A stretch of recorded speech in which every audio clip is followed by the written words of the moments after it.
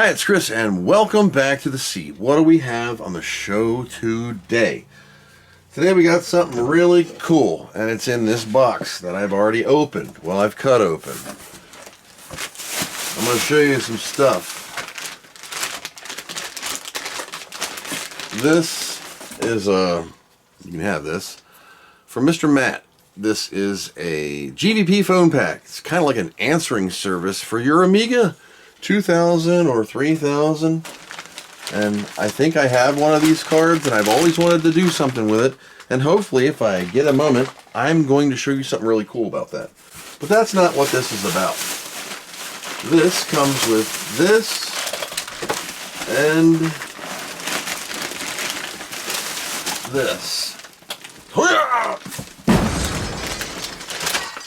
In this bag is a recreation of the prototype AGA Amiga 3000 called the AA3000 Plus, all the way from Mr. Hese in 2019. Mr. Matt had a custom build on his where a lot of the, where the hell's the zoom? Where a lot of the chips were socketed so you could replace them a little easier. Now this board is thin as a piece of paper. I don't know why. It's just thin. Alice has two Raspberry Pi copper heat sinks on her.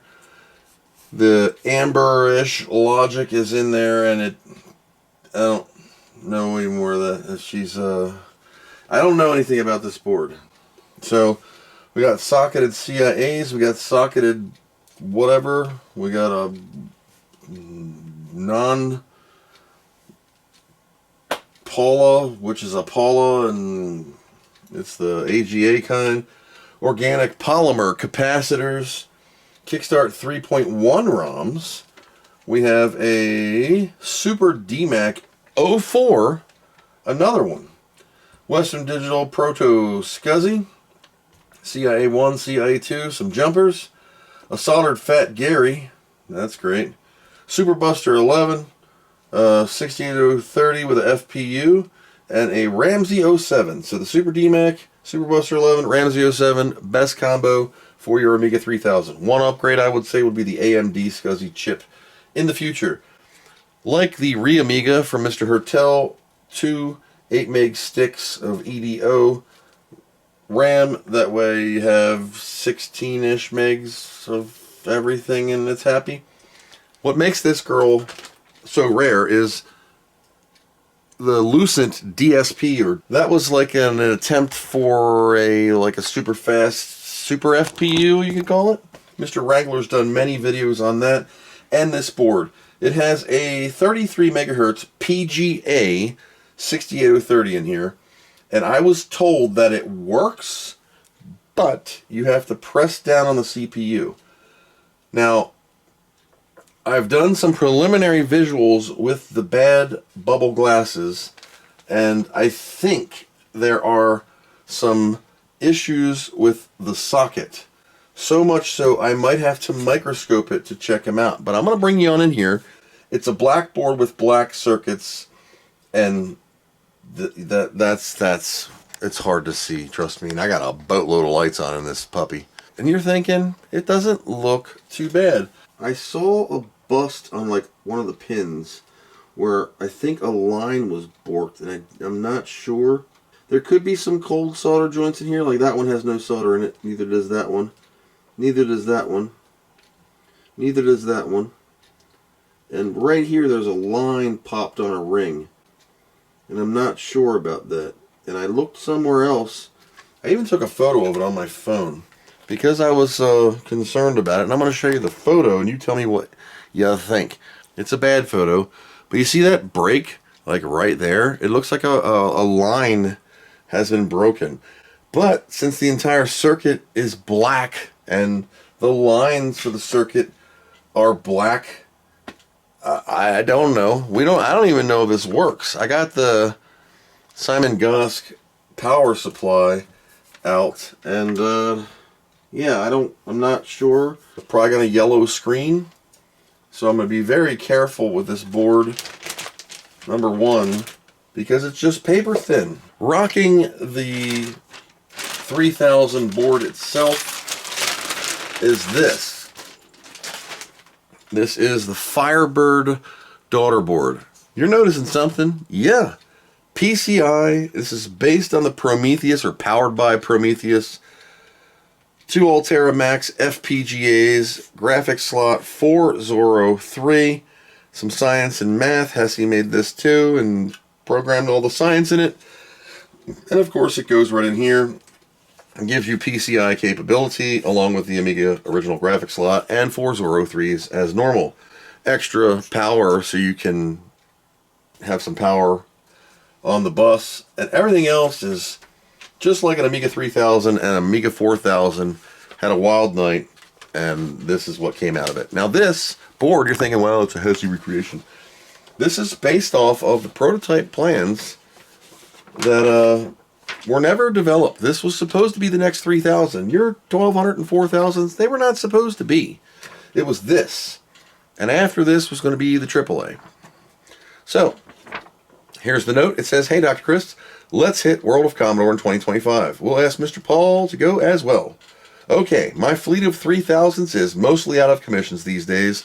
This AA3000 Plus is a cool system made by Hese with some love by Wrangler for the DSP. Right now the CPU socket seems dodgy at best, as well as other possible cold solder joints. Can you please give it a once over by Amiga's best doctor? I just live a state over, so I don't have exotic and healthy candy to send you, so I decided to send you some Amiga candy. I don't think you have a phone pack. I used one for a business many years ago, and they were a really nice way to sound like a big business. I have some more Amiga goodies I need to find and clean my workbench. Just waiting for the dynamite to come in so I can get to work and reach the drawers. No worries, I'm a trained professional. Thanks again for all you do for the community, Matt3K. P.S. Isn't it about time for another MorphOS video? Yes, it is. And you'll see that shortly. So, Mr. Matt, we're going to take a peek at this by doing an initial hello fire up and see what's going on. Now, without an amber system, I don't know how this works. I've never touched this prototype board in my life. I can't believe how thin it is. Number one, it's like, I'm afraid to move it. It's so thin. Like, you'll pop every solder joint there is. And these, oh my god. I don't even know what these chips are. Texas Instruments something. I don't know. I don't know. Let's see what happens. We're going to hook it up. Now, if you're worried about static electricity, I wear one of these prism bracelets on my foot. It's around the old fat cankle. And that grounds me to my table that has a metal ground, to the house ground, and the table's made of wood anyway. Anti-static mat on the top, anti-static bag, anti-static mother. I don't know if I need the board in here, so we're going to try it without it first. This is set for tick. This power supply is a tick power supply. And I'm just going to rest it here. There we go. That seems great. Just resting on the SCSI board and its fan. We're going to use the Hertel light from the Godfather.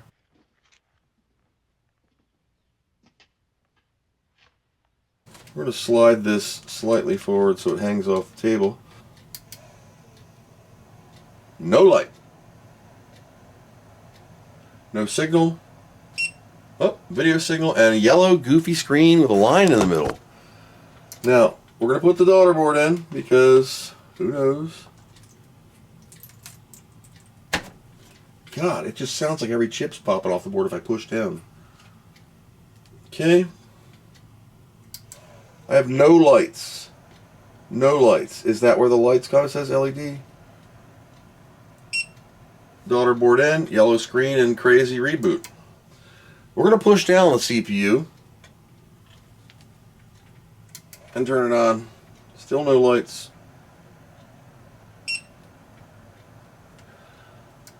No. I don't think it's CPU, dude. It's like working on a piece of glass. Okay, power supply aside. Dude out. I guess I could start by extracting the 030 and looking at its socket. For that, we're going to use this. This is an Intel Gainberry, is what it says on the thingy.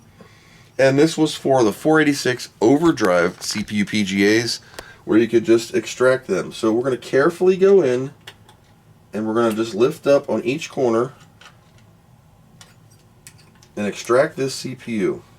I am going to preliminary, is that a word?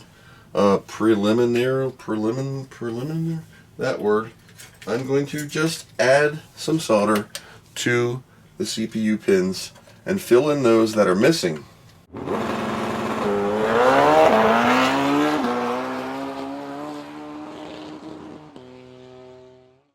I'm not cleaning up the flux right now. I'll flux wash it in a second. We just want to see what happens. What happens? Why don't I have any lights is the question. Okay, that one's out. And they're all in there. They all look like they're in there. Why does this have like extra weird holes? 60 to 30. There's the dot. So let's put this in the corner. 60 to 30, RC33, RP25C. So this chip has some bent pins. I'm just letting this warm up a minute. See what the deal actually is. So, nothing. CPU is normal temperature. Pushing on it. Wiggling on it. This board is flimsy as very, very thin. Board clock, internal. Well, what we can do is test another CPU in it. How about that? Okay. We got two choices of what we can do. Since this is on internal, we're going to do the BFG 9060. It's a 60 to 60 CPU in black. I also have my 3640. It just has to stay internal. I hope it fits because of this goofy RAM. Just fits. Just fits. With a BFG 9060, what happens?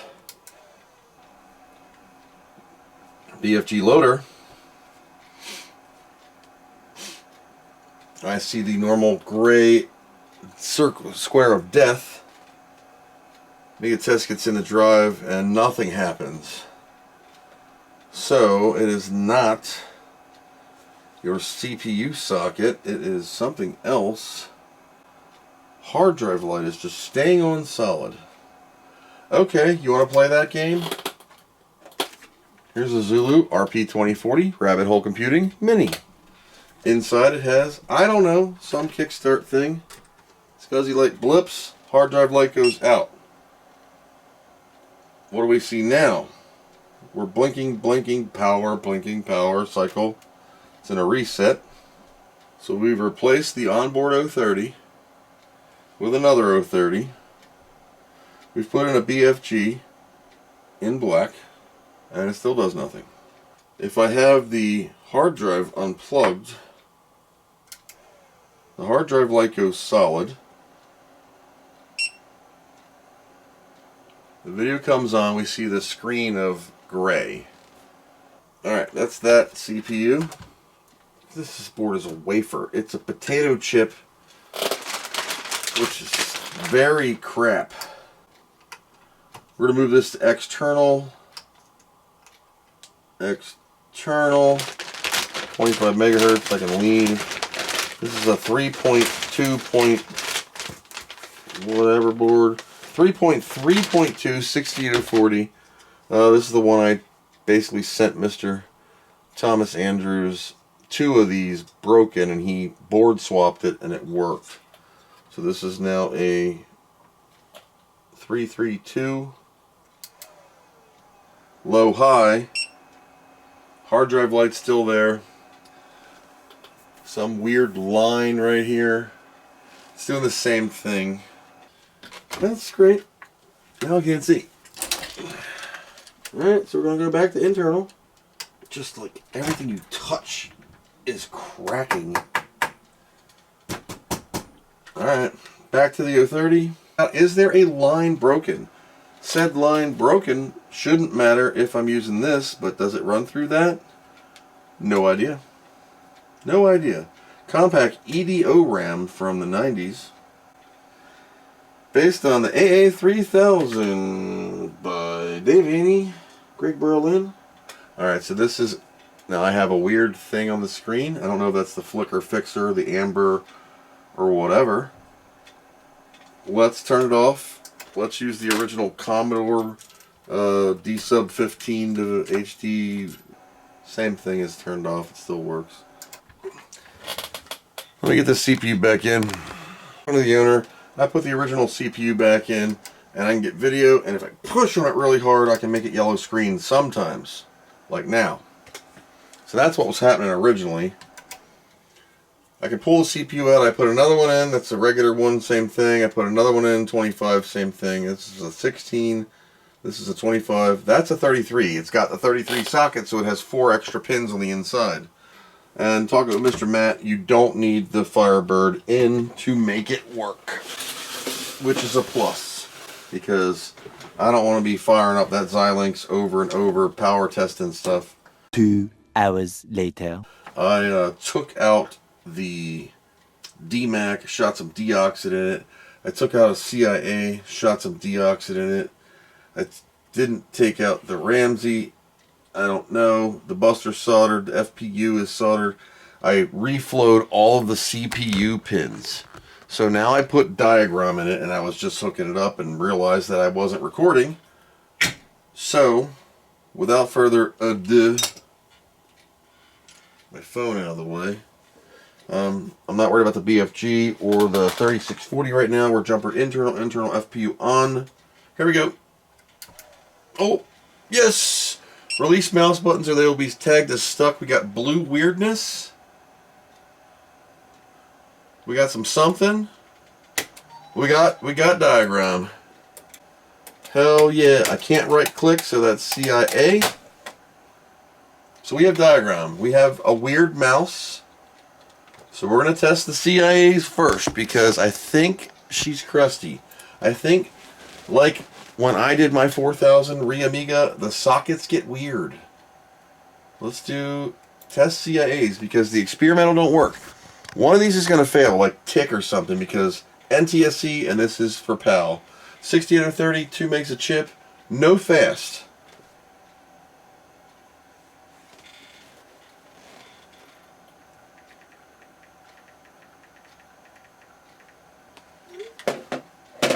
There you go. CIA tick is too fast. That's okay. That's totally okay. CIA's passed. Experimental isn't there, so it reboots to the menu. Sorry, it's out there. Let's do a memory test. And let's do a fast scan of the fast area. Because this is a Super Amiga, I don't think diagram is going to check this. Yeah. I don't know how this works. It's got some data errors and some crazy errors. And it's just freaking out with some RAM stuff. Do we have just bad RAM? I'm going to just pop out this other CIA carefully. This socket has ash all in it.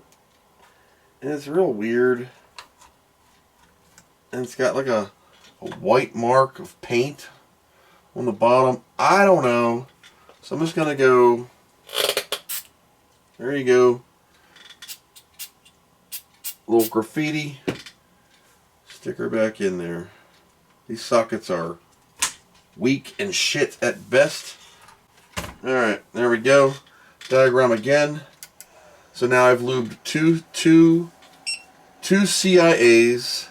The new diagram is loading. And there we go. I can right click now. Alright. We have 256 kilobit of fast. That's freaking weird. Graphics tests. Test picture in low res. Got it. Test screen 320 by 200. Got that. Test scroll. Got that. Raster. Got that. RGB. That's the new RGB. Oh, there it is. Oh, I see. It says starting copper, some stuff. It's got some words on the serial side when it's doing it. Devoom Tivu, carefully reach around this piece of paper. This board is so thin. It's going to whine because it's plugged in, but let's hear audio. Let me unplug this thing. There. Perfect audio. So that is diagram. Diagram is working. It's fine. I don't know why the hell the hard drive light's on. Is the SCSI chip weird? Did it blow up? Why is the hard drive light stuck on? You fart on this thing and it breaks.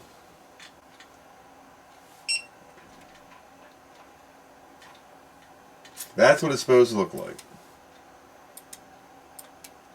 There's diagram. And just froze. Just froze. All I did was plug in VGA. And it's in. Now we have no KB fast. Alright, since Ramsey's not reporting any fast RAM, I'm pulling her out too. Maybe she's just dry. That little lube can't help. Alright. Maybe a little knock, a little wipe there, wipe everybody else off. And this time, let this hit it. See what we get now. Do we get RAM this time? I don't know. Kind of like hangs for a second. Oh, now it's working. There we go.